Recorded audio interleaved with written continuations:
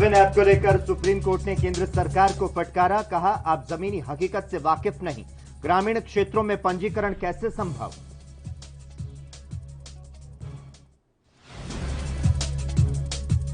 दिल्ली में जारी रहेगा सेंट्रल विस्टा परियोजना का काम, दिल्ली हाईकोर्ट ने याचिका की खारिज, याचिकाकर्ता पर ठोका 1 लाख का जुर्माना।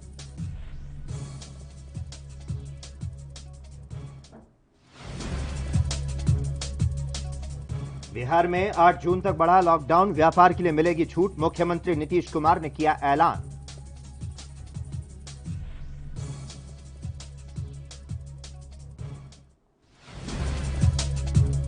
देश में कोरोना की रफ्तार पड़ी धीमी, 24 घंटे में सामने आए 1,54,000 केस, 24 घंटे में 3,128 मरीजों ने तोड़ा दम।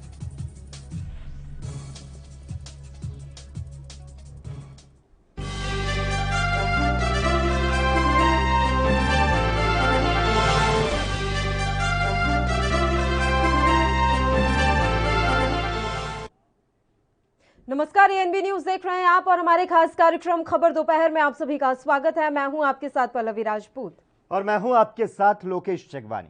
कांग्रेस हाईकमान ने पंजाब कांग्रेस की अंतर्कलह को 3 दिन में निपटाने की योजना बना ली है। इस बाबत गठित 3 सदस्यीय समिति ने रविवार को पंजाब के करीब 25 विधायकों, मंत्रियों को दिल्ली बुला लिया है।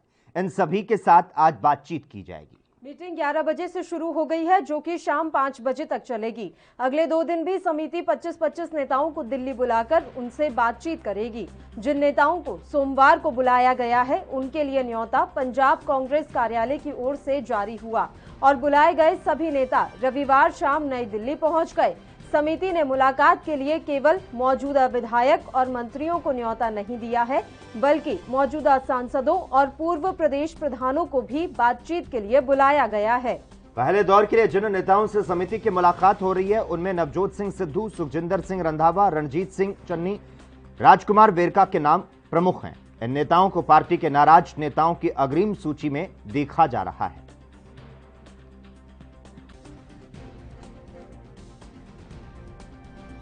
एक प्रोसेस है, हमने प्रारंभ की है सबको सुनने की।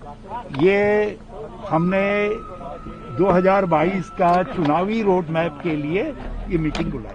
देखो, मैं पहला भी दस चुका कि ਜਿਹੜਾ परिवार ਦੇ ਵਿੱਚ जो व्यूज़ ਨੂੰ देना, अपने व्यूज़ ਜ਼ਾਹਰ करना एक अच्छी गल है, परंतु ਉਹਨਾਂ व्यूज़ ਨੂੰ पार्टी फोरम ਤੇ ਜ਼ਰੂਰ ਉਠਾਉਣਾ ਚਾਹੀਦਾ है। पार्टी फोरम ਤੇ अच्छी बहस होनी चाहिए है। ਅੱਜ ਉਸ ਦੇ ਲਈ ਵੀ ਜਿਹੜੀ ਹਾਈ ਕਮਾਂਡ ਆ ਉਹਨਾਂ ਨੇ ਵੀ ਅੱਜ ਇਸ ਲਈ ਵੀ ਜਿਹੜਾ ਸਾਰਾ ਅੱਜ ਜੋ ਬੁਲਾਇਆ ਹੈ, ਅੱਜ ਉਹ ਵੀ ਜਿਹੜਾ ਮੇਨ ਰੀਜ਼ਨ ਰਹੇਗਾ। ਕੀ ਫੀਡਬੈਕ ਤੁਸੀਂ ਪਰਸਨਲੀ ਕੀ ਫੀਡਬੈਕ ਦੇਣ ਵਾਲੇ ਹੋ? हाँ, फीडबैक है कि कैप्टन अमरिंदर सिंह, मानयोग मुख्यमंत्री Punjab, he is doing very well और 4.5 साल में बहुत काम किए हैं। हम 82% जो वादे हैं हमने वो पूरे किए हैं, चाहे वो फार्मर्स के डेट का हो, फार्मर्स प्रोटेस्ट में जो सपोर्ट का हो या ड्रग्स पे हो, वो कैप्टन अमरिंदर सिंह ने बहुत अच्छा काम किया and he is doing very well and बहुत अच्छा परफॉर्म करेंगे भी।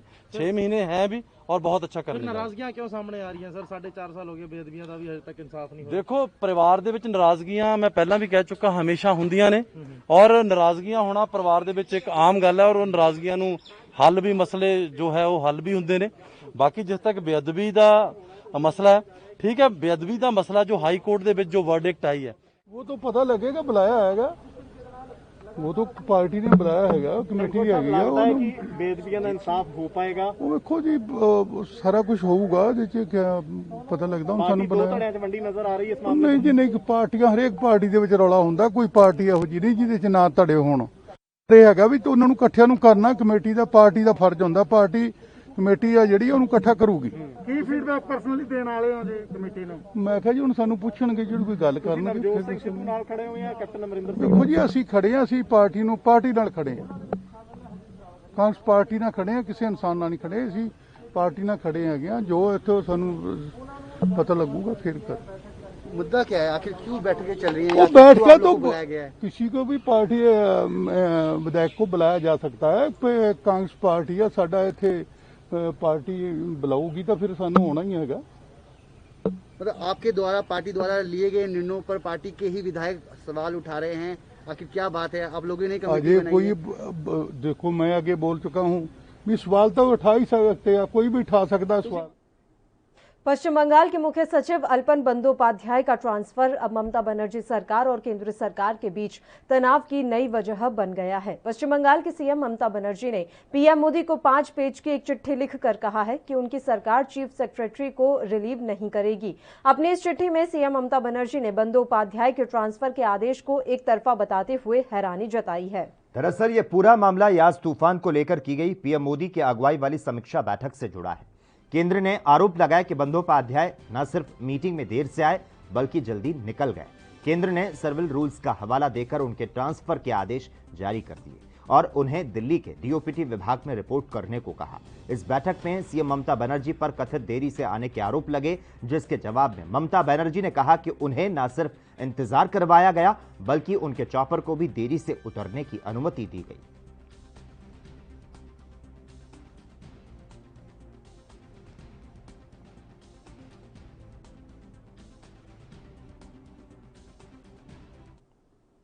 भारतीय जनता पार्टी के राष्ट्रीय महामंत्री संगठन बीएल संतोष आज से 2 दिवसीय दौरे पर लखनऊ पहुंच चुके हैं।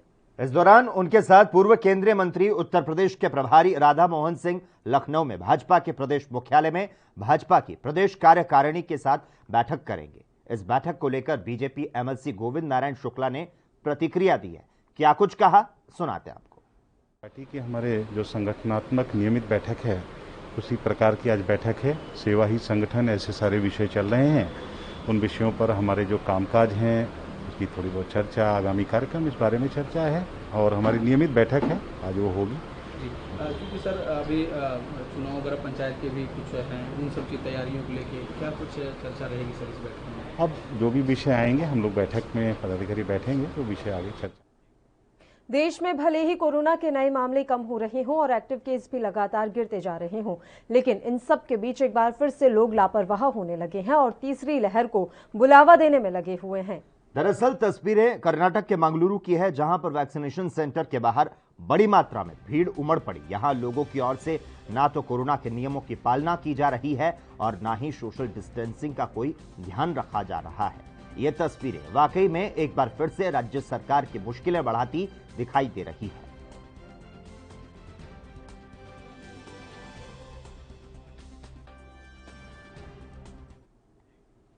कोरोना की दूसरी लहर में अस्पतालों में लाखों कोरोना संक्रमितों ने दम तोड़ दिया। इसके पीछे भय, कोरोना का भय और मन का भ्रम बड़ा कारण रहा। वहीं वृंदावन स्थित वात्सल्य ग्राम में मॉडल कोविड केयर सेंटर बनाया जा रहा है।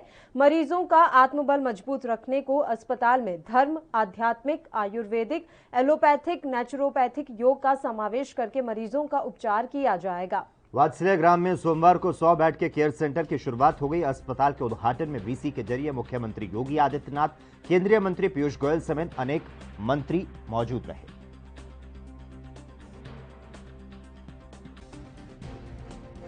हर एक व्यक्ति को हम लोग आइसोलेशन बेड या आईसीयू के बेड्स उपलब्ध कराने की दिशा में महत्वपूर्ण कदम बढ़ाने की दिशा में आगे बढ़े हैं। ये वात्सल्य केयर सेंटर एक नई सोच और दूरदर्शी सोच का परिणाम है, क्योंकि जो आशंका व्यक्त की जा रही है थर्ड वेव की, यद्यपि जो तैयारी भारत की है, जो मार्गदर्शन प्रधानमंत्री जी का अब पूरे देश को मिल रहा है, हम लोग इस बात पर पूरी तरह आश्वस्त हैं कि थर्ड वेव को हम आने के पहले ही कंट्रोल करने में सफल होंगे। लेकिन फिर भी अगर आती है तो हमारा प्रयास होगा कि हम लोग किसी भी बच्चे पर आंच न आने दें और इसके लिए वात्सल्य केयर सेंटर जैसे सेंटर एक बहुत महत्वपूर्ण और मील का पत्थर साबित होगा। क्योंकि फर्स्ट स्टेज में हमने सेकेंड वेव में इस बात को देखा है। आपने देखा होगा उत्तर प्रदेश के बारे में आशंका व्यक्त की जा रही थी कि पंचायत चुनाव है, गांव-गांव में संक्रमण फैलेगा। मैं स्वयं आशंकित था, क्योंकि हमारी 78% आबादी गांवों में निवास करती है और इस बात के लिए आशंकित था क्योंकि पंचायत चुनाव हुए थे, लोगों ने इसको इश्यू बनाने का प्रयास किया। केंद्रीय मंत्री मुख्तार अब्बास नकवी ने विपक्ष पर हमला बोला और कहा कि कांग्रेस शासित राज्यों में वैक्सीन की बर्बादी हुई है। उन्होंने कहा, हमारे देश में दुनिया का सबसे बड़ा वैक्सीनेशन हो रहा है, लेकिन कांग्रेस सिर्फ राजनीति कर रही है। इस सन की सामंती सियासत के सूरमा से हम एक बात जरूर कहना चाहते हैं कि बिल्कुल पड़ोस में राजस्थान है। अपनी मम्मी के घर से निकल करके और ज़रा सब राजस्थान चले जाए, जहाँ पर वैक्सीन को कितनी दर्दी के साथ, बेशर्मी के साथ, एक आपराधिक सोच के साथ फेंका जा रहा है कूड़ेदान में। जो वैक्सीन लोगों को ज़िंदगी देने वाली है, उस वैक्सीन को जो है वो वहाँ पर कूड़ेदान का हिस्सा बनाया जा रहा है। और इस सन की सियासत के सूरमाओं को ये चीज़ दिखाई नहीं पड़ रही है। हर दिन जो है वो एक नया कहानी, नया किस्सा, फेक फैब्रिकेटेड ट्वीट आप और सोशल मीडिया पर जो है वो लोगों को गुमराह करने वाली और भ्रम और भय पैदा करने वाली चीज़ें करते हैं। कम से कम इन बयान बहादुरों को उस अपने राज्य में भी देख लेना चाहिए कि कितनी बेशर्मी के साथ गुनाह किए जा रहे हैं। और रोज सवाल वैक्सीन पर पूछना, रोज सवाल, अरे खुद कितने उनके राज्यों में कितनी बर्बादी की जा रही है, बेशर्मी के साथ उसको लोगों के साथ गुनाह किया जा रहा है।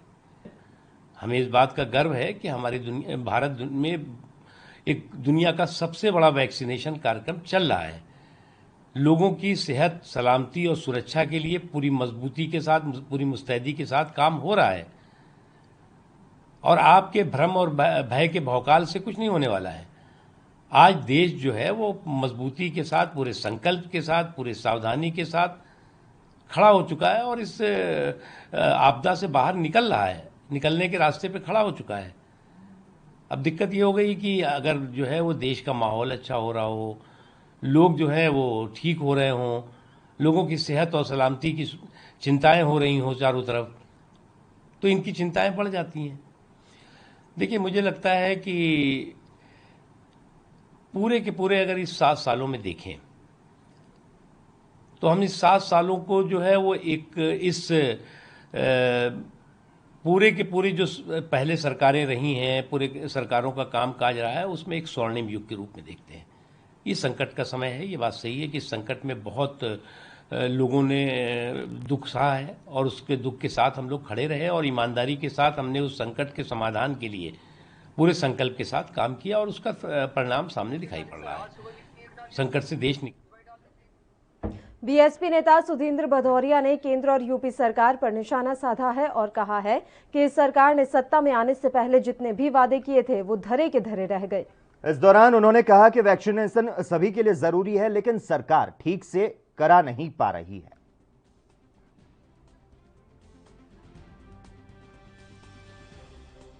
तो आपको बता दें कि सुधींद्र भदौरिया ने बड़ा निशाना यहां सरकार पर साधा है। उन्होंने कहा है कि वैक्सीनेशन सही ढंग से सरकार नहीं करा पा रही है। सुधींद्र भदौरिया आज प्रेस से रूबरू हुए और उन्होंने कहा कि जनता इस समय विकल्प की तलाश में है। बीएसपी के प्रवक्ता हैं भदौरिया। उन्होंने नदियों में शव मिलने के मामले को भी एक बार फिर से उठाया है और कहा है कि सरकार जिम्मेदारियों से भाग रही है।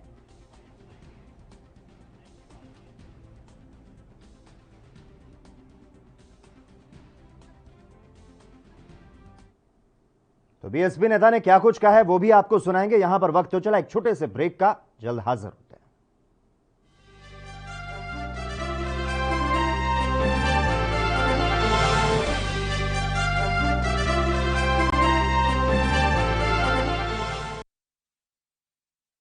क्या आप दुबले पतले कमजोर हैं? आपकी सेहत नहीं बनती, भूख कम लगती है, वजन नहीं बढ़ता।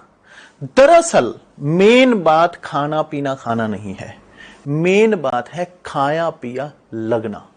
और अगर खाया पिया लगेगा ही नहीं तो सेहत बनेगी कैसे? इसलिए हमारी संस्था सन्यासी आयुर्वेदा ने एक ऐसी दवा बनाई है जो कि आपके पाचन तंत्र को, आपके लीवर सिस्टम को ठीक करने का काम करती है, ताकि आप जो भी खाएं उसका पूरे का पूरा निचोड़ आपके शरीर को लगे, आपकी भूख बढ़े, खाया पिया सही से लगे, नया खून बने, हड्डियों में जान आए, वजन बढ़े, ताकत बढ़े, चेहरे पर नूर आए और आप मोटे तगड़े खूबसूरत पर्सनैलिटी के मालिक बन जाएं। यह दवा पूरी तरह से आयुर्वेदिक होती है। इसका शरीर पर कोई भी साइड इफेक्ट, कोई भी नुकसान या दुष्प्रभाव नहीं होता। लड़के लड़कियां दोनों इसका इस्तेमाल कर सकते हैं और पहले 15 दिन के अंदर ही आपको इसका असर महसूस हो जाएगा।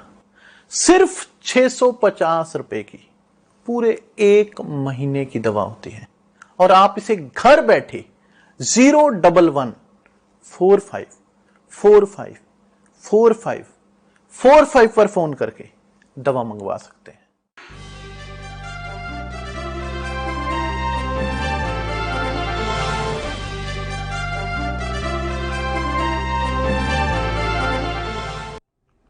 ब्रेक के बाद एक बार फिर से आप सभी का स्वागत है। खबरों में आगे बढ़ने से पहले अब हम आपको बसपा प्रवक्ता सुधींद्र भदौरिया की बाइट सुनाते हैं। क्या कुछ आज उन्होंने कहा।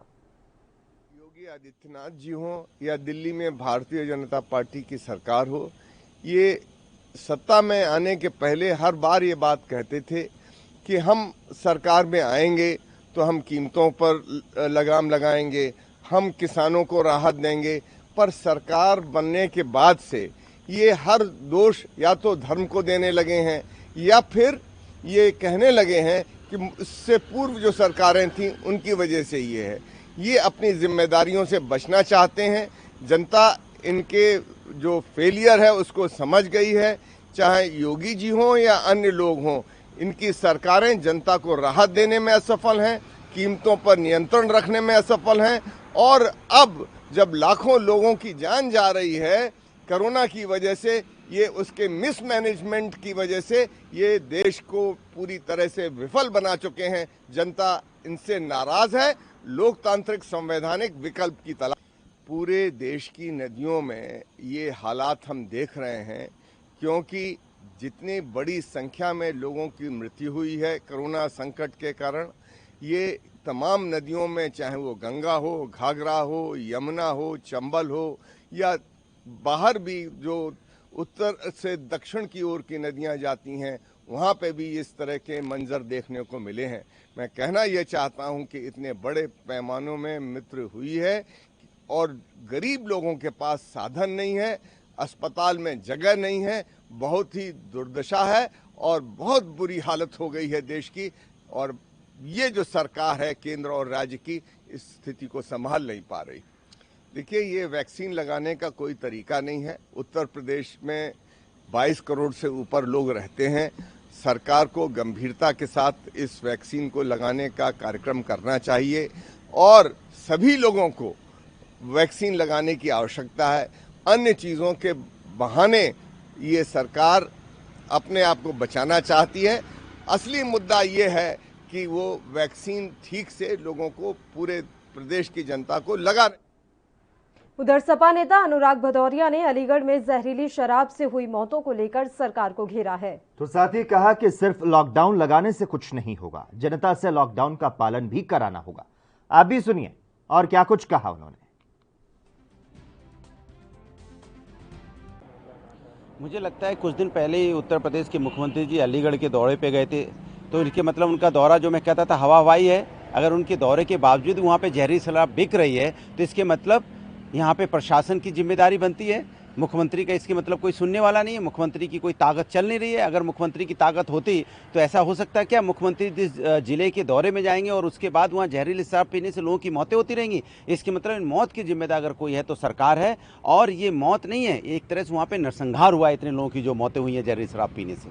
देखिए, इन 7 सालों में भारतीय जनता पार्टी देश को बहुत पीछे ले गई। यहाँ पे इतनी बेरोजगारी दर इसके पहले कभी नहीं थी, इतनी महंगाई इस देश ने कभी नहीं झेली, और जिस तरह की मौतें इस देश ने झेली हैं सरकार की व्यवस्था की, इसके पहले कभी इतनी मौतें इस देश ने नहीं देखी। इसके मतलब ये सरकार जब से आई है तब से हमारा देश मुसीबत से घिरा हुआ है। कभी भी ये मेरा देश मुसीबत से बाहर नहीं निकल पाया। सरकार की नाकामी की वजह से तो कई बार लोग पैदल चल चल के, जैसे लॉकडाउन लगाया हुआ था उसमें तो मजदूर पैदल चल चल के कितने मजदूरों की मौतें हो गई। मतलब जब से सरकार आई है हमारा देश परेशान है।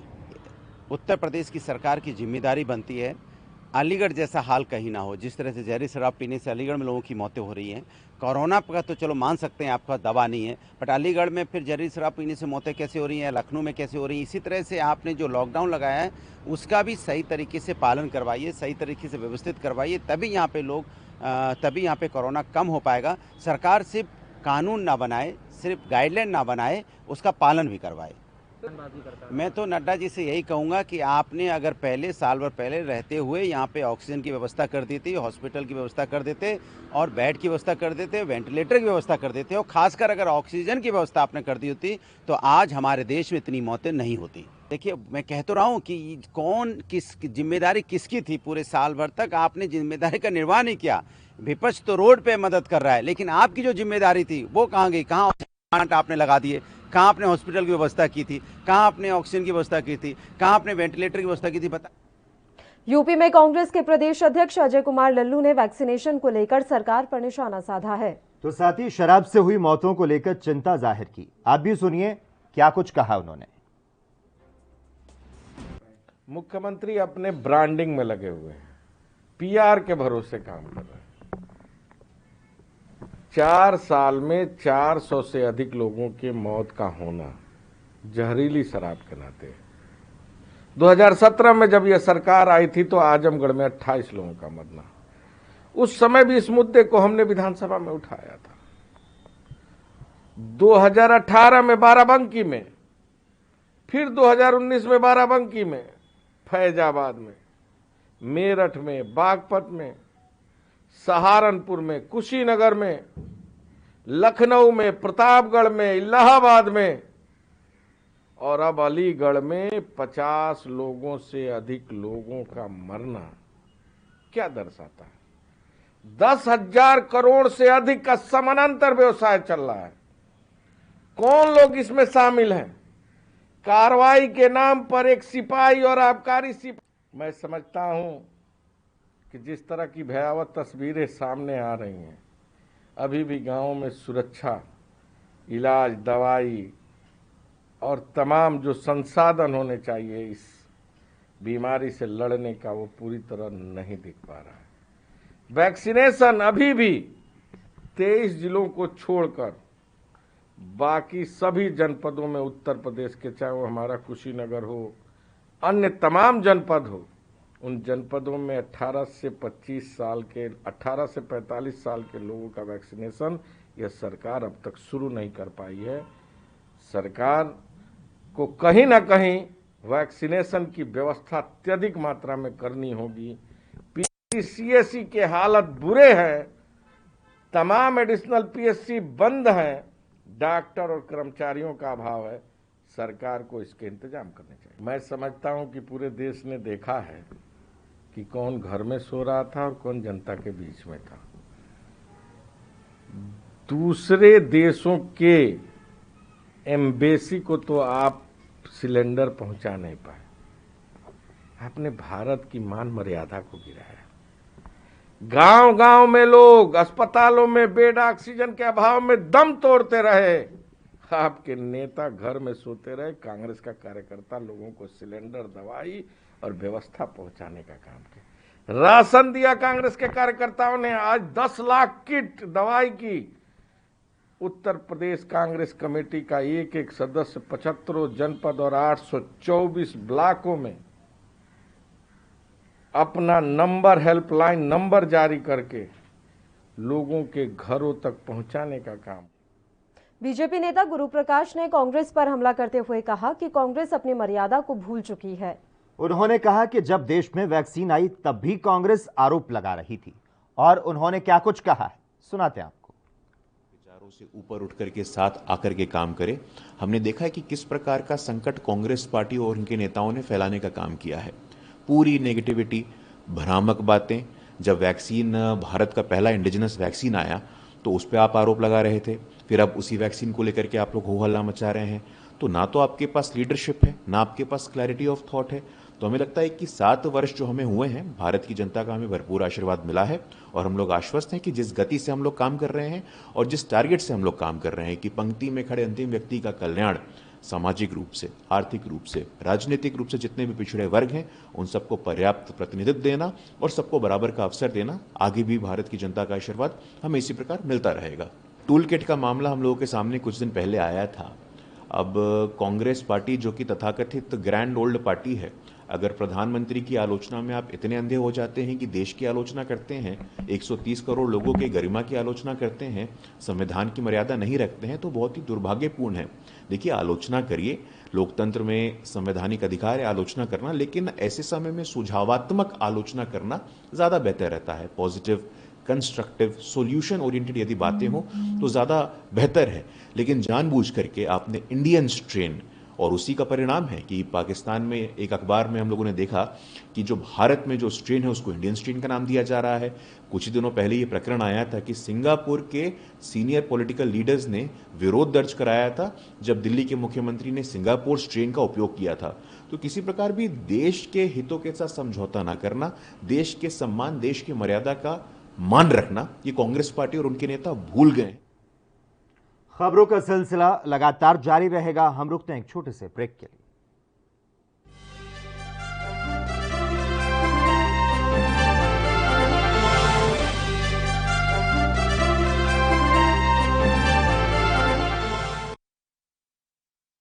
क्या आप दुबले पतले कमजोर हैं, आपकी सेहत नहीं बनती, भूख कम लगती है, वजन नहीं बढ़ता? दरअसल मेन बात खाना पीना खाना नहीं है, मेन बात है खाया पिया लगना। और अगर खाया पिया लगेगा ही नहीं तो सेहत बनेगी कैसे?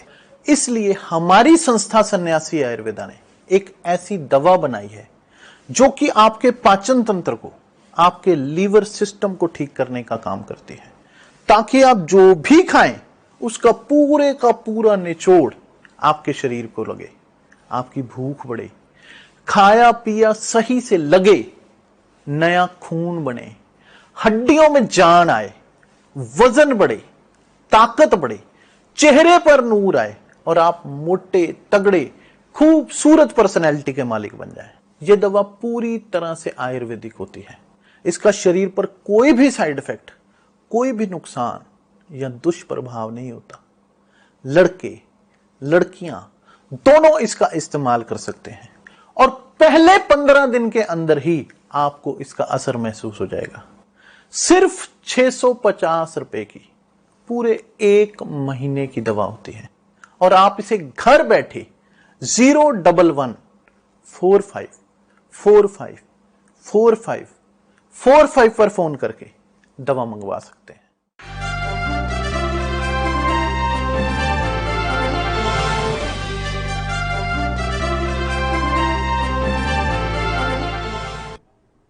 ब्रेक के बाद खबर दोपहर में एक बार फिर से आप सभी का स्वागत है। बढ़ते हैं खबरों की ओर। यूपी के लखनऊ में कांग्रेस के वरिष्ठ नेता प्रमोद तिवारी ने बीजेपी सरकार पर बड़ा हमला किया है। उन्होंने कहा कि सरकार कफन तक टैक्स ले रही है और क्या कुछ कहा है उन्होंने, आपको सुनाते हैं। निर्दयी और निष्ठुर सरकार में शर्म आ रही है मुझे आज उस बात की आलोचना करते हुए कि कफन पर भी ये सरकार जीएसटी से पैसा लेकर अपना खजाना भर रही है। ऑक्सीजन जिसके लिए तिल तिल कर मरे लोग, उस पर 12% टैक्स लगा रखा है। ऑक्सीजन कंसंट्रेटर जहां ऑक्सीजन नहीं है जिससे मरीज को बचाया जा सकता है, उस पर 12% टैक्स लगा। कहते हैं हाथ धोते रहिए और सैनिटाइजर पर 18% ले रहे हैं, दवाइयों पर 12%। क्या हो गया इस सरकार को? क्या 3 महीने के लिए कोरोना से जुड़ी जो भी दवाइयां, इंजेक्शन या सैनिटाइजर थे, ऑक्सीजन, कफन पर तो कम से कम ये सरकार 3 महीने के लिए रोक लेती। पर शायद भाजपा के पास मोह, माया और कहीं से भी जीवन के प्रति हृदय की भावनाएं नहीं है। कभी सोचा उनके बारे में? जो 2 महीने 2.5 महीने से आप ही ने लगा रखा है एक तरह से कर्फ्यू, घर के बाहर नहीं निकल पा रहे, वो मर जा रहे हैं, तो उनके कफन की चोरी हो रही है, कफन पर टैक्स लगाया जा रहा है।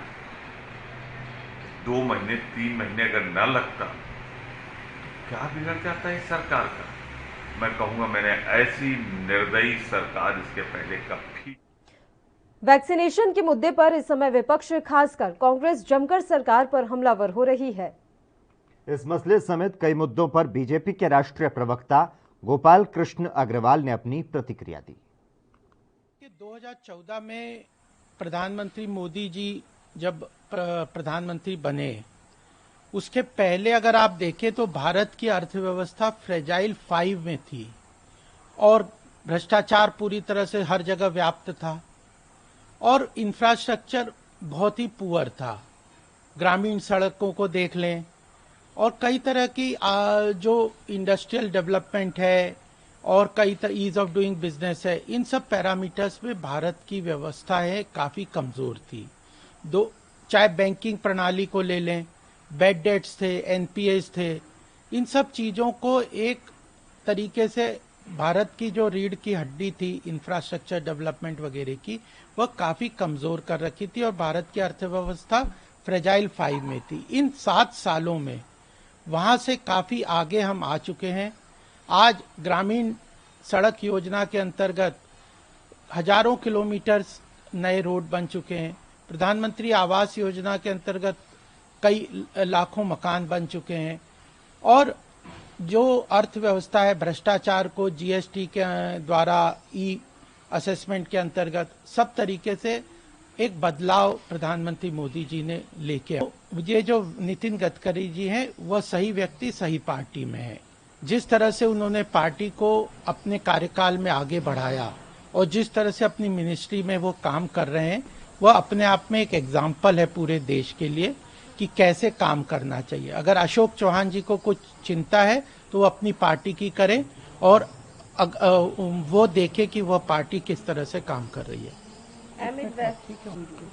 जून में सरकार ने स्पष्ट कर दिया है कि 12 करोड़ वैक्सीन की डोजेज उपलब्ध होंगी। अब तेजी से प्रोडक्शन शुरू हो गया है और इसकी उपलब्धता सुनिश्चित की जा रही है। जो जुलाई तक का लक्ष्य है कि 35 करोड़ डोजेज भारत में आगे आने वाले समय में उपलब्ध होगी और दिसंबर तक 216 करोड़ डोजेज उपलब्ध होंगी। तो मुझे लगता है कि सितंबर अक्टूबर तक भारत के लिए सफिशिएंट वैक्सीनेशन अवेलेबल हो जाएगी, सब लोगों को मिल जाएगी। वैक्सीन के ऊपर लोगों ने राजनीति करना बंद करना चाहिए और समय की नाजुकता को समझते हुए जिस तरह से केंद्र सरकार के साथ सहयोग करते हुए वैक्सीनेशन के काम को आगे ले जाना चाहिए, वह आवश्यक है।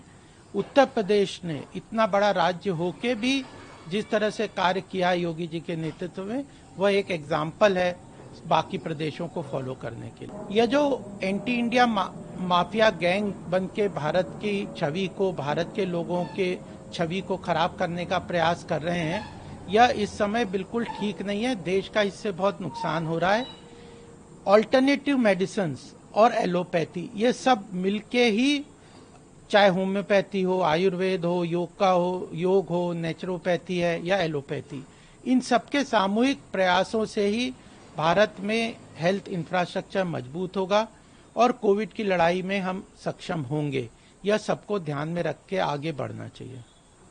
कि अब उल्टी गिनती शुरू हो गई है, उनको जल्दी ही भारत सरकार प्रत्यार्पण करके जो पंजाब नेशनल बैंक और ऑल बैंकों का उन्होंने पैसा फ्रॉड के द्वारा गबन किया है, उसको सरकार निकालने में सफल होगी। ग्लोबल लेवल पे डिप्लोमेटिक प्रयास भी चल रहे हैं, कानूनी लड़ाई भी सरकार लड़ रही है और जल्दी ही वो भारत प्रत्यार्पण उनका होगा, इसी हमें यही आशा है। चाइना को विश्व स्तर पे अब जवाब देना पड़ेगा। जिस तरह के रिसर्च रिपोर्ट्स आ रहे हैं, जिस तरह से यह बात स्पष्ट निकल के आ रही है कि कहीं ना कहीं चाइना से ये जो वायरस है वो फैला है और वहाँ पे जिस तरह से अधिकारियों ने काम करना चाहिए था उसमें कमी कई रिपोर्ट्स में, साइंटिफिक इन्वेस्टिगेशंस में सामने आ रही है। और अब तो WHO ने एक टीम भी गठन किया जो इसको इन्वेस्टिगेट करेगी। बहुत चीजें हैं जिसकी स्पष्टीकरण चाइना के द्वारा। केरल विधानसभा ने सर्वसम्मति से लक्षद्वीप के प्रशासक को वापस बुलाने और लक्षद्वीप के मुद्दे में केंद्र की दखल की मांग के प्रस्ताव को पारित कर दिया है। केरल विधानसभा में आज मुख्यमंत्री पिनराई विजयन ने लक्षद्वीप के लोगों के प्रति एकजुटता जाहिर की। उन्होंने कहा कि केंद्र को लक्षद्वीप मामले में हस्तक्षेप करना ही चाहिए। लोगों के हितों की सुरक्षा सुनिश्चित कराना केंद्र की जिम्मेदारी है। मुख्यमंत्री ने आगे कहा कि लोगों के हितों को चुनौती देने वाले प्रशासक को हटाया जाना चाहिए और केंद्र को लक्षद्वीप के के लोगों के जीवन और आजीविका की रक्षा के लिए तत्काल कार्रवाई करनी चाहिए। मुख्यमंत्री ने नियम 118 के तहत विधानसभा में रेजोल्यूशन पेश किया। विपक्ष की ओर से इसके लिए समर्थन जताया गया। इसके तहत लक्षद्वीप की जनता के लिए केंद्र से दखल देने की मांग की गई, तो साथ ही लक्षद्वीप प्रशासन और विवादित रिफॉर्म को वापस लेने की मांग है। आपको बता दें, शुक्रवार को केरल हाई कोर्ट ने लक्षद्वीप के प्रशासक के केंद्र शासित प्रदेश में लक्षद्वीप विकास प्राधिकरण नियमन 2021 LDA और सामाजिक गतिविधि रोकथाम अधिनियम पेश करने के कदम के खिलाफ दायर याचिका पर केंद्र सरकार से जवाब मांगा था।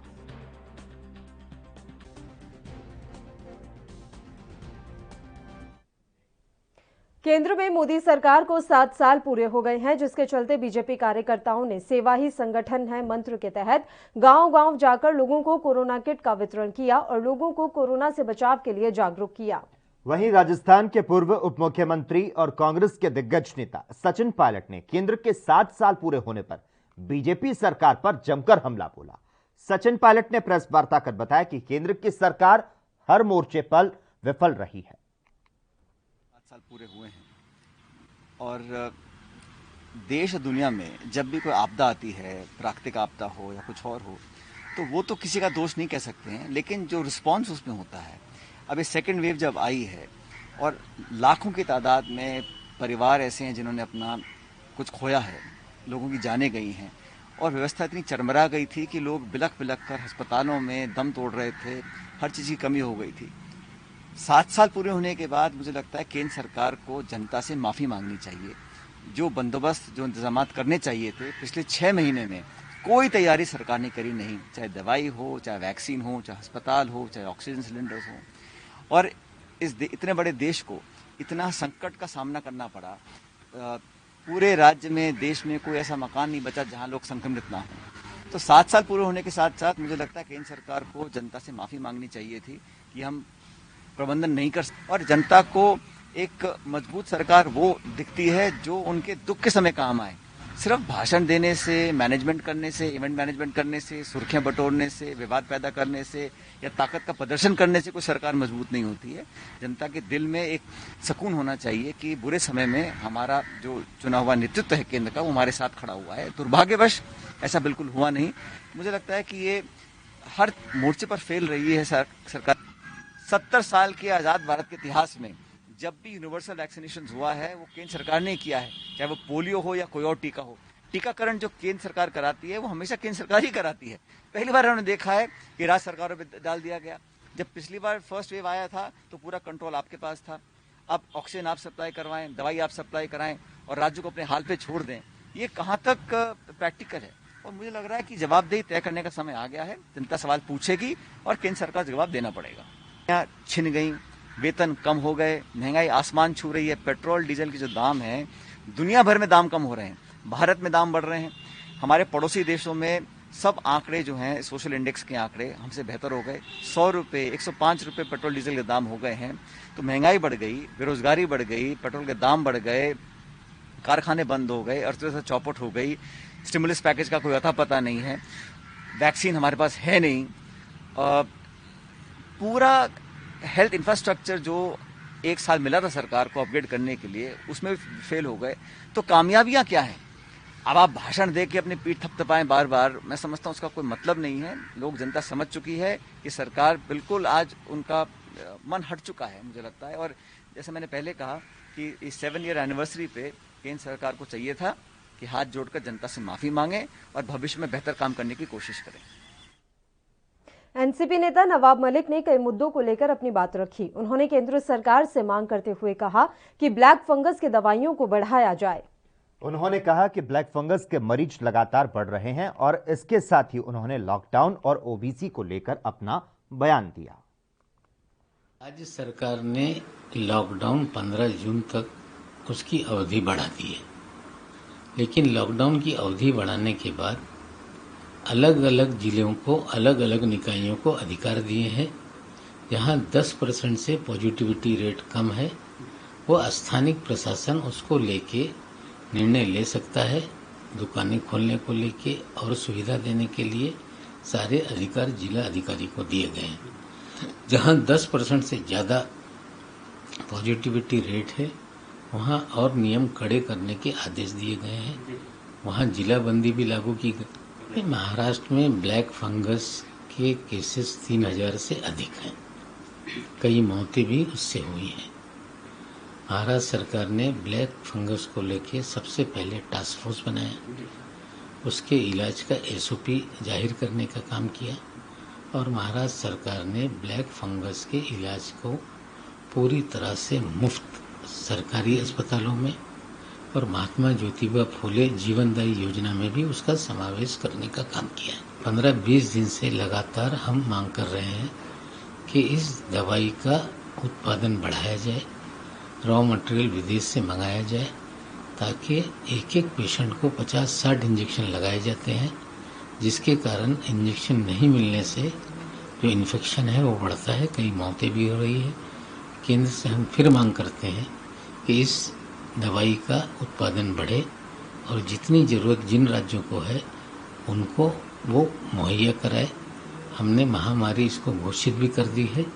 हर जिला अधिकारी इसका भी मॉनिटरिंग का कहना है कि इसके लिए आयोग बने, हर जगह पे OBC की जनगणना की जाए और उसके बाद निश्चित किया जाए कि कितना % आरक्षण देना है। मांग इस देश में उठ रही है कि जनगणना में OBC की अलग से जनगणना कराई जाए। हमें लगता है अगर केंद्र सरकार उस मान को मांग लेती है तो पूरे देश में OBC की जनगणना का आंकड़े सामने आ जाएंगे, महाराष्ट्र में भी आ जाएंगे, जिले में भी आ जाएंगे। उससे क्या 27% की सीमा बढ़ाने की क्या सुप्रीम कोर्ट मान्यता देगा? हमें लगता है जो भी ये राजनीतिक परिस्थिति बनी है इसमें से क्या बेहतर रास्ता निकाला जा सकता है हम करेंगे। जहाँ तक राष्ट्रवादी कांग्रेस पार्टी का सवाल है, पार्टी OBC के आरक्षण की पक्षधर रही है और सबसे पहले पवार साहब ने ही OBC का आरक्षण मंडल आयोग की सिफारिश मुख्यमंत्री रहते हुए स्वीकारी थी। इसी के साथ खबर दोपहर में फिलहाल के लिए इतना ही। हमें दीजिए इजाजत। नमस्कार।